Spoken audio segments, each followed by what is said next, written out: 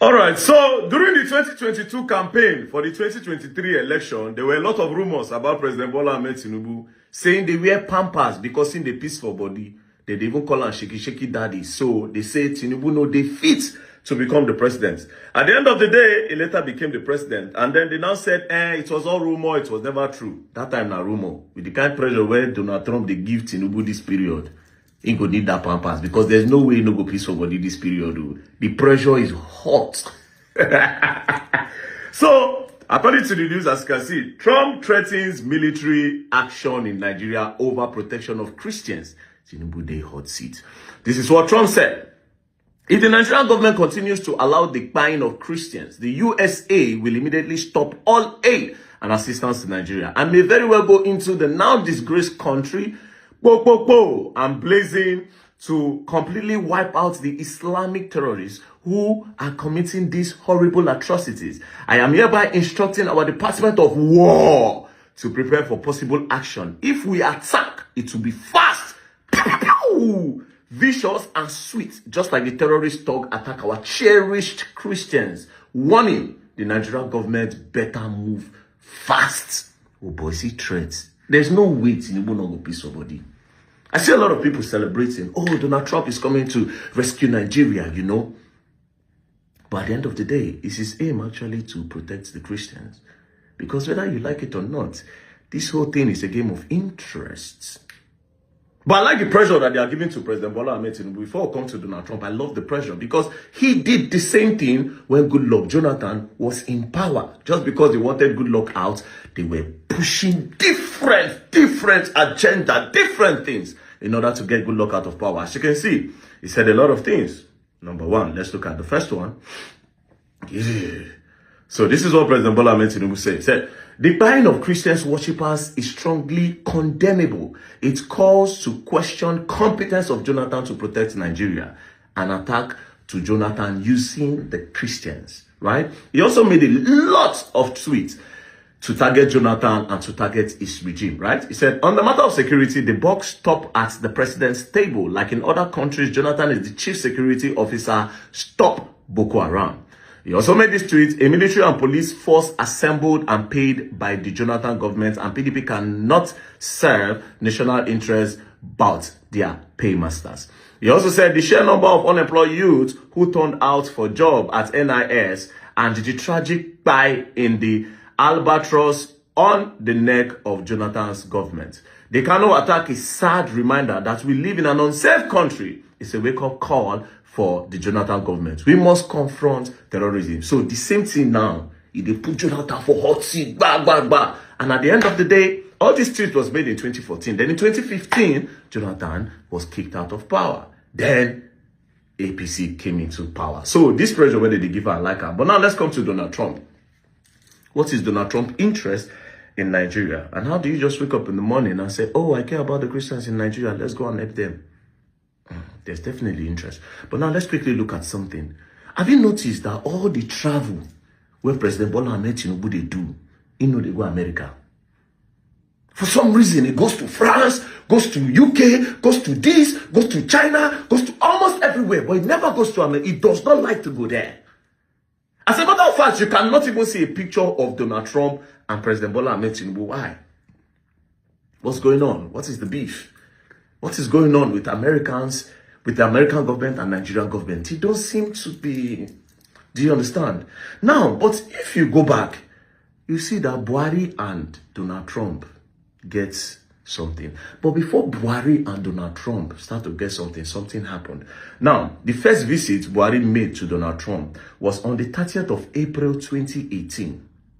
Meanwhile, Donald Trump became the president in 2017. Now, in that 2017, after he became the president, he made some statements. Now, as you can see, let's start with the visit. On the 30th of April 2018, former President Muhammadu Buhari visited the White House. At the time, Buhari was the first sub-Saharan head of state to visit American President Donald Trump at the White House since he took office in 2017. So he took office in 2017. In 2018, Buhari went to go and see him. But before Buhari went to go and see him, the meeting happened a few months after Trump allegedly made derogatory remarks about African countries. At the press conference, Buhari at the press conference, Buhari responded cautiously to the question about Trump's remark. So Donald Trump said some things. Then they were not asking Buhari that, but Donald Trump said these things. Do you understand? Alpha. But Buhari was very cautious and he didn't really say anything. Now, what did Donald Trump say about African countries? He referred to Haiti, an African nation, as shithole country. Around January 2018, he referred to African countries as shithole countries, right? Then the African Union, as you can see on BBC, Donald Trump must apologize for the comment, African Union. So they asked him to apologize. Then after all of this, you know, in April, this whole thing happened around December 2017 to like 2018. Then in January, he made the statement. In April, then Buhari went to the US to go and visit him. Now, this is a video of the visit, as you can see. Now, they spoke about a lot of things, right? They spoke about a lot of things. And then when he left, when Buhari left, Donald Trump now praised Buhari. This is what he said. Trump praised Buhari leadership in the fight against terrorism, highlighting Nigeria's battles against Boko Haram. He also noted that Nigeria was among the first African countries to join the coalition against ISIS and was leading regional efforts to combat ISIS in West Africa. Now, after they spoke about terrorism a little, but they now spoke about the main interesting part, about the economy. Now, you people need to understand that Nigeria is a country of interest to all the world powers. All the European countries, Nigeria is a country of interest because we have a lot of natural resources with bad leaders. Understand that. And Nigeria is a country of interest, a very big interest. But this is part of the meeting. Support. Thank you very much. Thank you. Today I'm honored to host President Buhari of Nigeria at the White House, right here in the beautiful Rose Garden. President Buhari, I want to thank you very much for traveling to Washington for these important discussions. It's a true pleasure to welcome you to our nation's capital. Nigeria is the largest democracy in Africa. As I conveyed to President Buhari in our discussions, the United States deeply values and appreciates Nigeria's role as a strong democratic leader in the region. The United States is currently working to expand trade and commercial ties with African nations, including Nigeria, to create jobs and wealth in all of our countries. We hope to be the economic partner of choice for nations across the continent and all around the world. And you see what's happening with respect to trade and the United States. We are being respected again.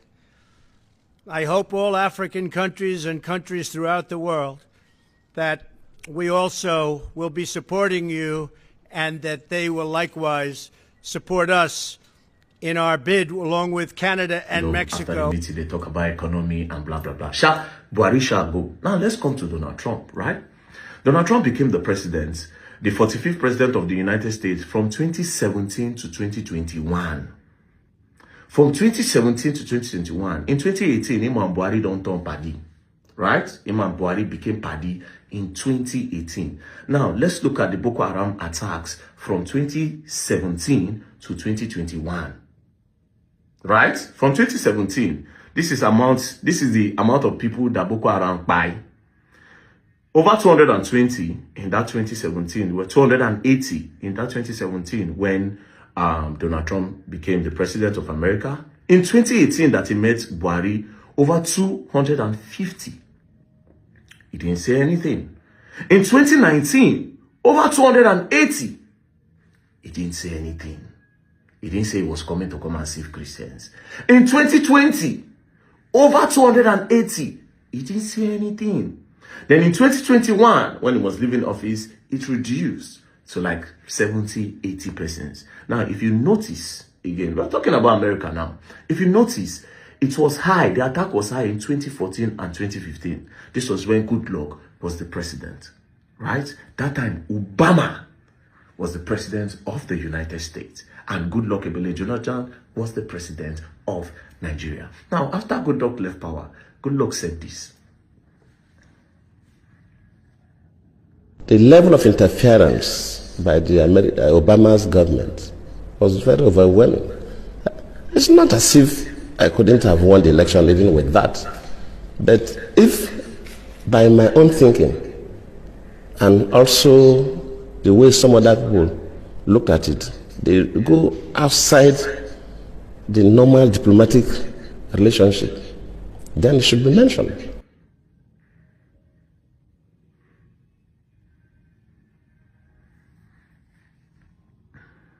Sending that person to Nigeria at the eve of election, after Obama even issued a statement directing Nigerians to vote for the next chapter, that tells you something. And we should not sweep these things under the carpet. If a foreign country, whether African country or even America or any other country, interferes with our own elections, we should mention it.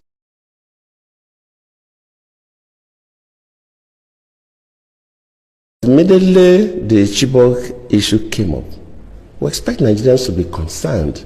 How do we get these girls out? Within a couple of days, we saw people going to the US with Bring Back Our Girls placards. How? Why? And of course, the Mrs. Obama received one of those placards. I cannot take responsibility for the abduction. I don't control Boko Haram. They are criminals. But as a president, of course, you know, it's not the president that go to the field. You have security and intelligence officers that do the work. Let me admit that, yes, maybe they do their best, but their best was not good enough for us to recover the girls. That does not mean that I'm trying to remove myself from any blame. Yes, I may not be blamed for the action, but I could be blamed that my security and intelligence are not strong enough to be able to. Now, if you notice, from what Goodluck is trying to say, that the whole Boko Haram attack and the Chibok girls is political, and indirectly is kind of pointing hands towards the United States. Now, if you look at it, it looks like Obama refused to do something. Goodluck, and they come and they make video. Goodluck refused. Okay, no problem. All right. So it looks like Goodluck refused to do something that they want. Like I said, it's always about interest. Goodluck refused to do something that they want. A day before the presidential election, this US Secretary of State came to visit Buhari. Not just that, Goodluck had stylishly told Nigerians to vote for the next chapter, which is to vote for Buhari. Now, this is where Obama had encouraged Nigerians to vote for the next chapter. Now, this is where he said it. Hello. Today I want to speak directly to you, the people of Nigeria. Nigeria is a great nation, and you can be proud of the progress you've made. Together you've won your independence, emerged from military rule, and strengthened democratic institutions. You've strived to overcome divisions and turn Nigeria's diversity into a source of strength. You've worked hard to improve the lives of your families and to build the largest economy in Africa. Now you have a historic opportunity to help write the next chapter of Nigeria's progress by voting in the upcoming election. Now, as you can see, he said you have an opportunity to vote for the next chapter, right? The next chapter was obviously Buhari. Now, when did they make this post? It was 23 May 2025. When was the presidential election? When was the presidential election? The presidential election was around March 29th. So he made this around March 20-something. And a day before our election, he sent a US representative. Now, ask yourself a question. What is the interest of America? Where make them want to talk for our politics? There's definitely something that we don't know about. Now, Obama became the president of the United States 2009, right? From 2009 to 2017, he became the president. From that 2009, 2010, 11, 12, 13, 14, 15, 16, 17, right? In that old 8 years, guess what? Obama never touched down this country. But he's talking about our politics. But he never entered Nigeria for one day. You care about the people so much, but you never visited to see how the country is doing. But you care about Nigeria to the point where you are telling them it's not time to vote for the next chapter. Do you understand? Politics, interests. Maybe Goodluck was not willing to be a boy to the West. Do you understand? Now, let's move. In the history of Nigeria, how many American presidents have visited this country? And when was the last time an American president visited Nigeria? Now, let's look at it. The first time was March 31st and April 3rd, 1978. Jimmy Carter, right? Now, the next president was Clinton. He visited in year 2000. And George Bush visited in 2003. And that time was when OBJ was the president. So the last time they visited was in 2003. 2003 to 2023 is 20 years. 2023 to 2022, that's like 22 years ago was the last time an American president visited Nigeria. But guess what? They have so much interest and so much love for Nigeria. They love us so much, but they cannot visit. Now, do you know the craziest part? Each time an American president visits Nigeria, something changes. Our economy go down a little for their own to go up. When they visited the first time in 1978, $1 was 0.606 naira. It was not even up to $1 1 naira. The first time they visited, $1 was 0.606 naira. $1 no reach 1 naira. The second time they visited in year 2000, it has gone up. $1 was 85 naira. Then the third time they visited in 2003, $1 was 114 naira. For each visit, our economy crumbled. Now make it make sense. The British went carry us as boy, were colonize us. They command America from nowhere. Back body full this whole thing. Do you understand? They back body full this whole thing. You see, then they say Donald Trump, he suddenly love Christians. Americans, and I see a lot of Americans tweeting, they want to come and save Nigeria. Bro, go and Google the Marshall Island. Go and do a research of the Marshall Island, Bikini Atoll. May you see what them do those people. Americans, they want test bomb. They face one place, test bomb. They throw them for one island where people they stay. After they throw the bomb for the island, they told them to go. Then later, they now said, oh, the island is okay. The people came back. The chemical from the bomb finished those people. Oh, you know what? SpongeBob SquarePants, SpongeBob Square. That village under SpongeBob where you see like that. That sponge, the SpongeBob gongo. Now the sponge of those bikini people. Those people where they from Marshall Island. All those things where they see under that place. A real life story that they do cartoon for under. Those life under. They care so much. How? How? It is politics. There's nothing like he wants to come and save Nigeria. Save Nigeria from what? From who? We're having security problem, yes. If they want to do it, they should go and do it. But this whole thing that you people think Donald Trump is a messiah or the Americans are messiah now, they won't come help you now. Bro, I may not like Tinubu, but bro, it goes beyond what you see. You people should be careful what you wish for. Let's look at Libya today. Although Tinubu is not doing as much as Gaddafi, you understand, Gaddafi is 10 times, 15, 100 times better than President Bola Ahmed Tinubu. Right. Gaddafi was doing well for his people. Then these people came up one day and said, oh, why is he taking so much time on the throne? Why is he this? Why is he that? And at the end of the day, they buy Gaddafi. Now Libya does not have a government. Libya does not have a government. They suffer. Be careful what you wish for. Now they are making it look as if it's about the Christians. They are making it look as if it's about the Christians. Well, a lot of people are buying. For me, human beings are buying in Nigeria because of insecurity. For me, it's not even about tribe or religion. For me, human being, they buy. Human being, they buy. There's a need to find solution to the buying of Nigerians. That's how it is for me. Nigerians are buying, whether Christian or Muslim, everybody, they buy. That's for me. But if they say that my Christians, now they buy, okay, and nationally welcome them. By the grace of God, all of us did together. But I want to tell you for free that this the way they see, there's more to it than meets the eyes. And why has Tinubu been avoiding that US? Why? You should think about all of this, you know.